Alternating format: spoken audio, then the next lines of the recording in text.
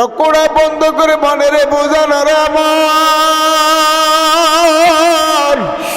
আজকে রাত্রে মালাকুল মউত আজরাইল যদি হাজির হইয়া যায়, হয়তো আগামীকাল ফজরের মসজিদের মাইকে এলান করবে আব্দুল করিম নাই, আব্দুর রহমান আর দুনিয়াতে নাই।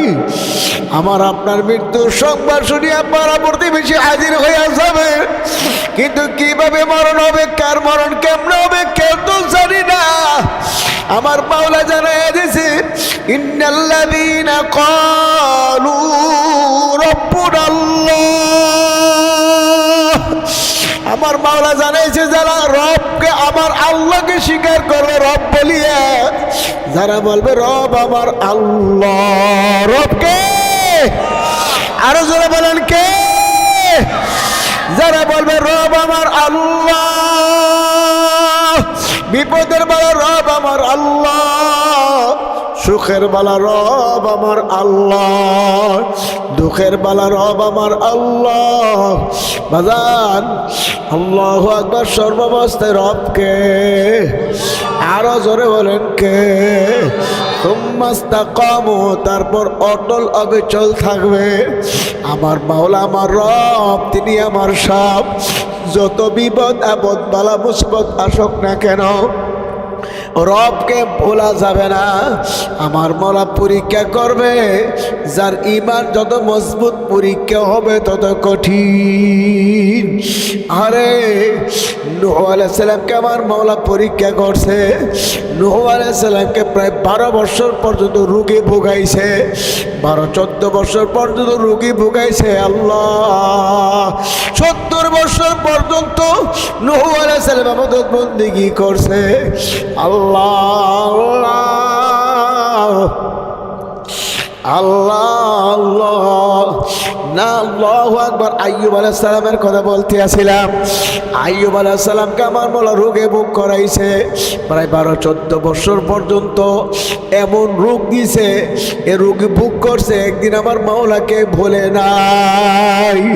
বাজান আমার মাওলা পরীক্ষা করছে এই রোগ দিয়া। আরে যখন রোগটা ভালো হয়ে গেছে, তখন আইয়ুব আলাইহিস সালাম বলছিল, মাওলা আমার এই রোগ দিয়া, এই কষ্ট দিয়া তোমার কি লাভ হয়েছে আমার একটু বুঝাও। আমার আল্লাহ বলে, আইয়ুব নবী তোমার আমি রোগ দিয়া পরীক্ষা করছি, তুমি রোগ হওয়ার আগে সুস্থ অবস্থায় ইবাদত বন্দেগী করছো, আমাকে ভুলো না। এখন তুমি অসুস্থ অবস্থায় আমার ডাকছো, আমার জিকির করছো, আমার ইবাদত বন্দেগী করছো, আমাকে ভুলো নাই।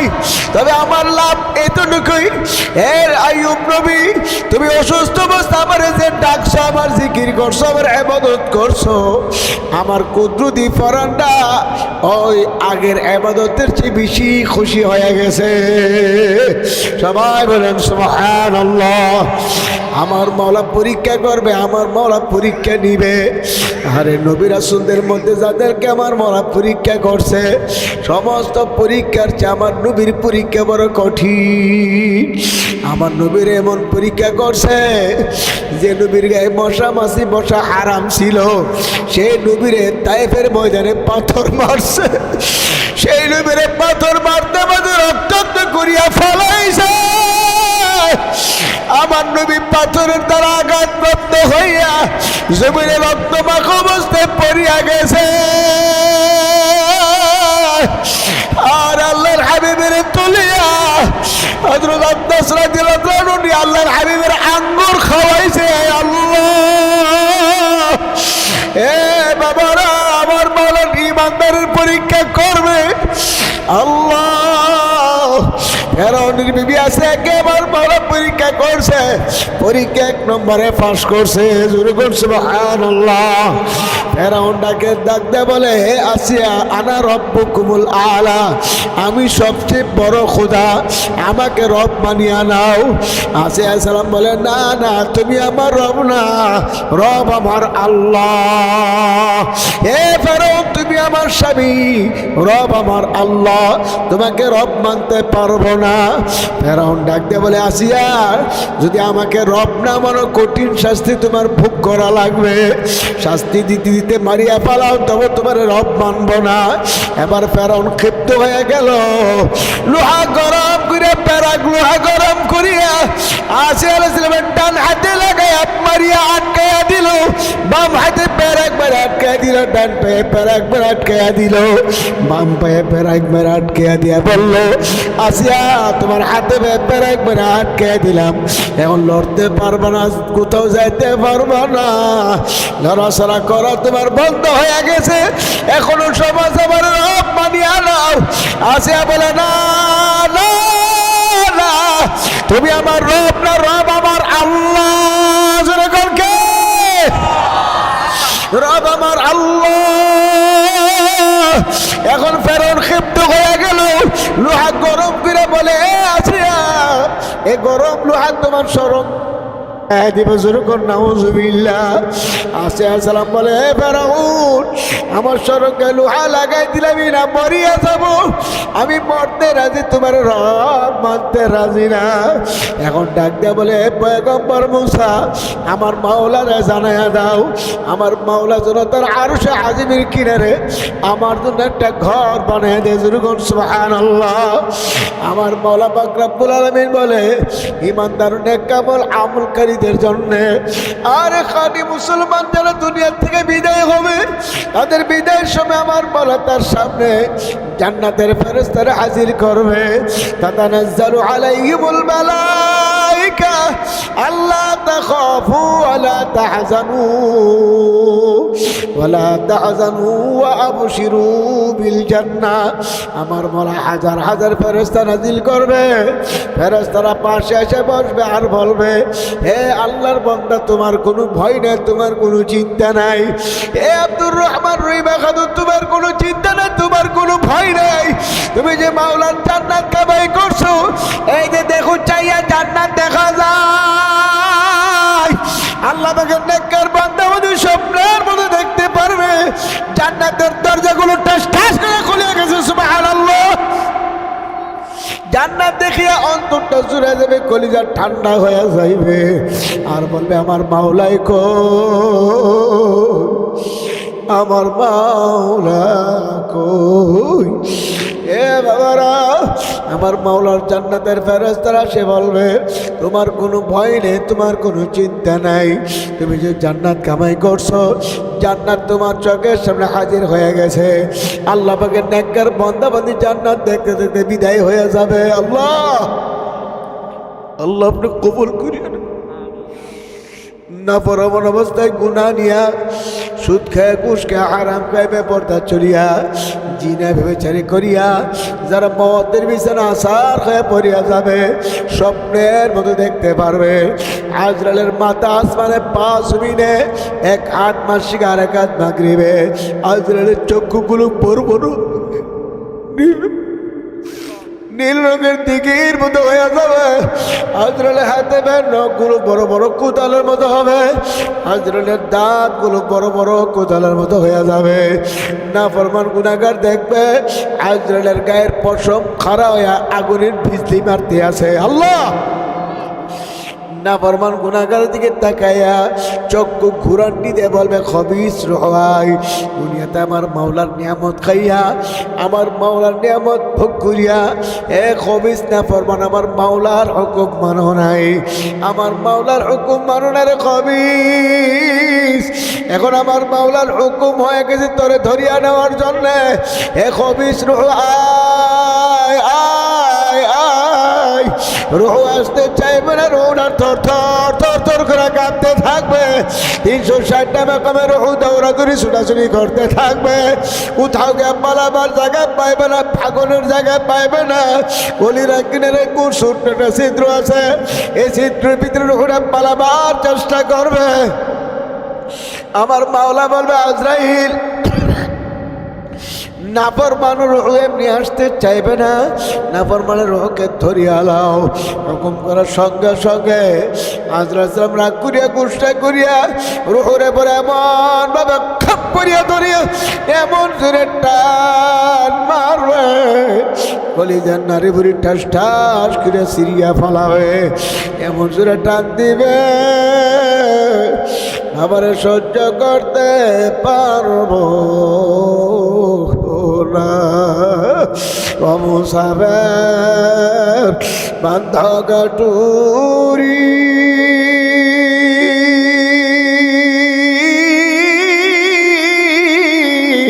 বহু দূরে ঠিকানা, আজ भी जाना कल भी जाना কবর আখের ঠিকানা। এ কবর যাত্রীরা মুসাফির দলেরা কি নিয়ে কবরে রওনা করছো, কি নিয়ে মাওলার দরবারে যাইতে আসো? আমার মাওলা ছাড়া কেউ কিন্তু বাবা আর উপায় তো হবে না। আমার মাওলা বড় দয়ার মাওলা, বড় মায়ার মাওলা। বান্দাবান্দি আমার মাওলাকে আল্লাহ আল্লাহ কয়া ডাকে, আমার মাওলার দরবারে ফিরে আসে কান্দে। আমার মাওলা দয়ার মাওলা মাফ না করিয়া পারে না। বাবা বনি ইসরায়েলের যুগে এক ব্যক্তি 30 বছর পর্যন্ত সানাম সানাম কয়া ডাকছে, কোনোদিন সানামটাকে জবাব দেয় না। একদিন বলে তার জমানায় বলছে ইয়া সামাদ, যেই মাত্র বলছে ইয়া সামাদ, আমার মাওলা জবাব দিল লাব্বাইকা ইয়া আব্দি, এ বন্দা আমি তোর কাছে হাজির। আল্লাহর বান্দা ডানে বামে সামনে পিছনে তাকায়, কাউরে দেখে না, কে বলছে আমি তোর কাছে হাজির? এমন চিন্তা করে কে? আরে সনাম তো এত টাকা ডাকলাম জবাব দেই নাই, এখন ডাকে মালিক, ও আমার মালিক, সনামার এত টাকা ডাকলাম কোনোদিন ডাকে জবাব দেয় নাই। ও মালিক, কেমন দয়ার মাওলা, কেমন মায়ার মাওলা। আমার মায়ার মাওলার ডাকে আর কান্দে, আমার মাওলা মাফ না করিয়া পারবে না। চরমনার আল্লাহর কুতুবদের ঘটনা শুনছে, আজকে আমার আপনার চোখে পানি নাই, আমার আপনার দিলে জাহান্নামের ভয় নাই, কবরের আযাবের ভয় নাই। চরমনার ইসহাক রহমাতুল্লাহ আলাইহি তো এই বাদর গ্রামে আইসা গেছে। বাদর গ্রাম কত ভাগ্যবান গ্রাম, আল্লাহর কুতুবে গ্রামে কদম রেখে গেছে। কিন্তু আফসোস এই গ্রামের মানুষ এত রাত বাবারে এমন কাফেলে ঘুমায় থাকবে আমি কল্পনা করতে পারি নাই। এ বাদর গ্রামের মানুষ ইসহাক রহমাতুল্লাহ আলাইহি তো আপনাদের গ্রামে এসে গেছে। ইসহাক রহমাতুল্লাহ আলাইহি আল্লাহর কত ফজল করে রহমাতুল্লাহ আলাইহিকে নাম নিয়া সহজে ডাকতেন না, সৈয়দ কে ডাকতেন। আর মাঝে মাঝে বলতেন বাবা ফজলাল করিম, এরকম ফজলাল করিম সৈয়দ কে ডাকতেন। একদিন ডাকে আমার সৈয়দ কই, আল্লাহর কুতুব কাছে গিয়ে বলে বাবা জান আপনার সৈয়দ হাজির। এ সৈয়দ, আমি তোমার ডাকছি একটা কথা জিজ্ঞাসা করব। বাবার আমি অসুস্থতার কারণে আমার মাহফিলে তুমি তো যাও, আমার যাইতে আসতে কোনো দিন নামাজ কাজা হয়েছিনি। তুমি তো লঞ্চে যাও, স্টেমারে যাও, গাড়িতে যাও, মাইক্রোতে যাও, আবার সাইকেলে যাও, এ তো তোমার কোনোদিন মাহফিল কোনোদিন নামাজ কাজা হয়েছিনি। আল্লাহর কত বলছিল বাবা যান আপনার সৈয়দের উপরে যেদিন শরীয়তের বিধান ফরজ নামাজ ফরজ হয়েছে, যেদিন শরীয়তের বিধান নামাজ ফরজ হয়েছে সেদিন থেকে আজ পর্যন্ত এক ওয়াক্ত নামাজের জামাত ছুটবে দূরের কথা, তাকবীরে উলাও ছুটে নাই। সবাই বলেন সুবহানাল্লাহ।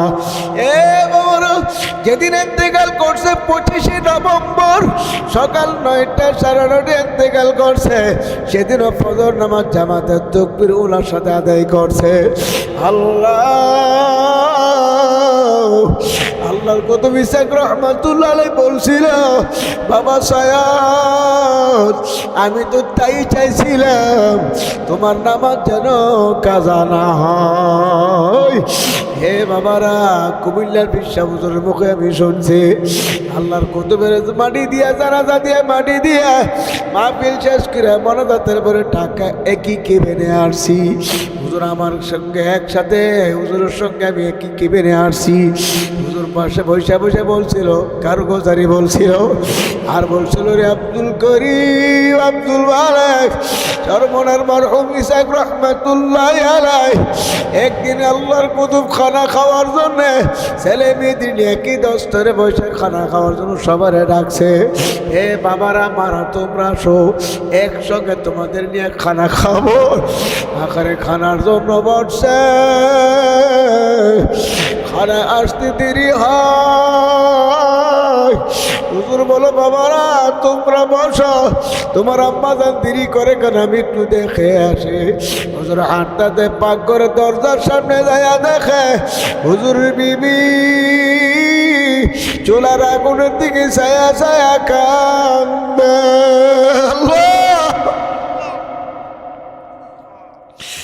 হুজুর বলে, বিবি আপনি কান্দেন কেন?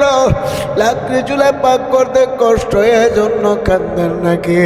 হুজুরের বিবি বলছিল, হুজুর আমি এই জন্য কান্দি না, আমি কান্দি আগুনের দিকে তাকাইয়া। দুনিয়ার সামান্য আগুনের ভিতরে এত শক্ত পরাগ বাসের ঘোড়া এত শক্ত লাগতে ঢুকাইছে। হুজুর এক মাথা দিয়ে আগুন ধরছে আর এক মাথা দিয়ে ফুসফুস করে ধোঁয়া আসতে আছে। দুনিয়ার সামান্য আগুনের ভিতরে এত শক্ত লাকড়ি ঢুকাইছি, এক মাথা দিয়ে আগুন ধরে আর এক মাথা দিয়ে ফুসফুস করে ধোঁয়া আসতে আছে। এই সামান্য আগুন এই লাকড়িকে এমন ভাবে জ্বালে পুড়ে ছাই করে ফেলাইছে, আমার ভয় লাগলো। হুজুর দুনিয়ার সামান্য আগুন যদি এত শক্ত লাকড়িকে জ্বালে ছাই করতে পারে, আমি যে কবরে রওনা করছি, আল্লাহ আমি কবরে রওনা করছি, আমার কবরে যদি জাহান্নামের আগুন ভইরা যায়, ওই জাহান্নামের আগুন আমি সহ্য করতে পারবো না। আল্লাহর কত বিবির গলে কান্দার বলে, ওরে আমার মাওলারা,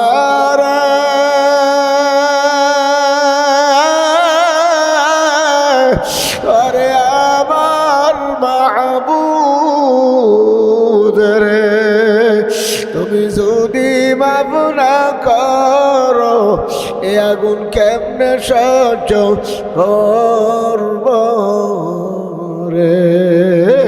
ওরে আমার মাওলা রে,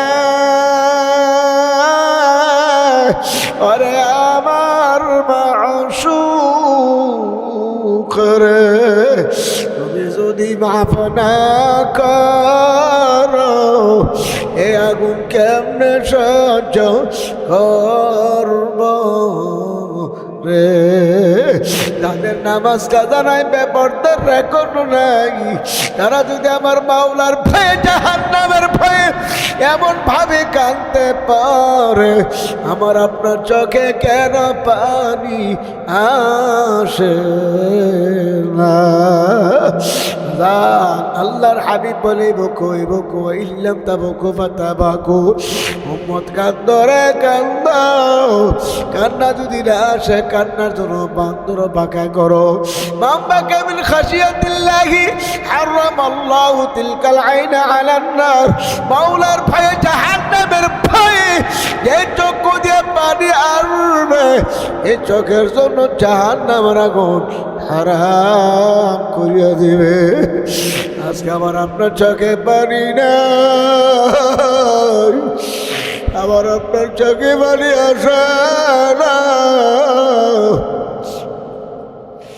বাবা কান্দ কান্দ, এ চোখের বাণী বিফলে যাবে না। যেদিন কিয়ামতের ময়দান কায়েম হইবে, সেদিন আমার মরা সমস্ত মানুষকে কিয়ামতের ময়দানে হাজির করবে। নবী রাসূলদের হাজির করবে, সমস্ত নবীর উম্মতদেরকেও হাজির করবে, আমাকে আপনাকেও হাজির করবে। আমার মাওলা হাজির করিয়া মাওলার কুদরতে কোলাই তলিয়া আমার মালিক একটা জারা দিবে। ওই জারার সুদের জারার জাহান্নামীর নিয়ম নামুক খারাপ না ফরমান এরা কোলাপ থেকে দূরে সরিয়া যাবে, আমার মাওলার রহমত থেকে দূরে সরিয়া যাবে। আমার মাওলা রহমতের আরশের ছায়ার নিচে জায়গা পাবে না। আমার মাওলা কেমনে যারা দিবে তাও মাওলা জানাইছে, ওয়ামতাসুল ইয়াউমা আইয়ুহাল মুজরিমুন। হে গুনাহগারের দলেরা, মুজরিমিনের দলেরা, আজকে আমার নেককারদের থেকে আলাদা হইয়া যা। নেককার নাফরমান নেককারদের থেকে আলাদা হইয়া যা। নেককাররা এক জায়গায় আর নাফরমানরা আর এক জায়গায়। নেককারদেরকে আরশের ছায়ার নিচে জায়গা দিবে। জোরে কোন সুবহানাল্লাহ। ওই নাফরমান গুনাহগারদের উপরে কোনো ছায়া থাকবে না।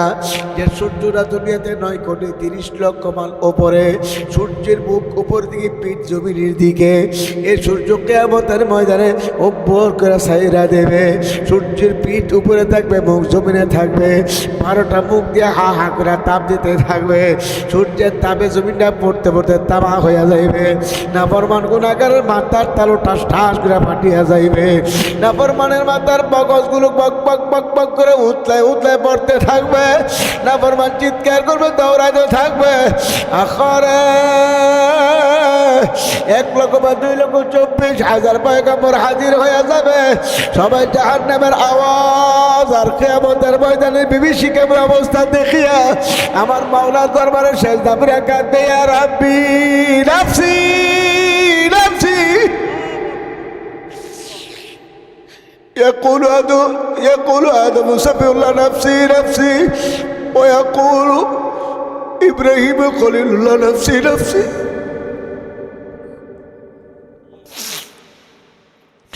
ويقول إسماعيل ذبيح الله نفسي نفسي، ويقول موسى كليم الله نفسي نفسي، ويقول عيسى روح الله نفسي نفسي। সব নবী রাসূল নাফসি নাফসি।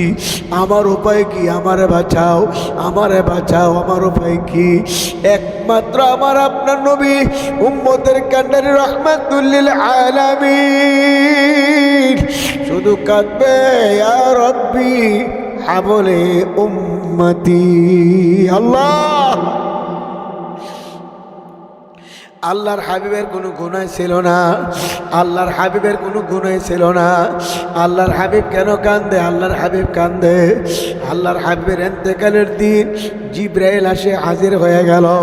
জিবরাইল বলি, ইয়া রাসূলুল্লাহ, আজরাইল আলাইহিস সালাম দরজায় দাঁড়ায় রইছে আপনার অনুমতির অপেক্ষায়। আপনার অনুমতি চাইতে আমার মাওলা আমাকে বলছে, আপনি কি দুনিয়াতে আরো থাকতে চান নাকি রফিকে আলা আমার মাওলার কাছে যাইতে চান? আমার নবী বলে, জিবরাইল, আমি দুনিয়াতে আর থাকতে চাই না, একদিন একদিন তো আমার যাওয়াই লাগবে। আমি রফিকে আলা আমার মাওলার কাছে যাইতে চাই। তবে জিবরাইল, আমি একটা জিনিস জানতে চাই, দুনিয়াতে এখন আমি আছি, সুখ দেখে আমার সাহাবারা আমারে পায়, আমার উম্মতরা আমার কাছে আসে, আমার কাছে সুখ দুঃখের কথা বলতে পারে। আমি দুনিয়া থেকে চলিয়া গেলে আমার এতিম উম্মতগুলার কি উপায় হইবে?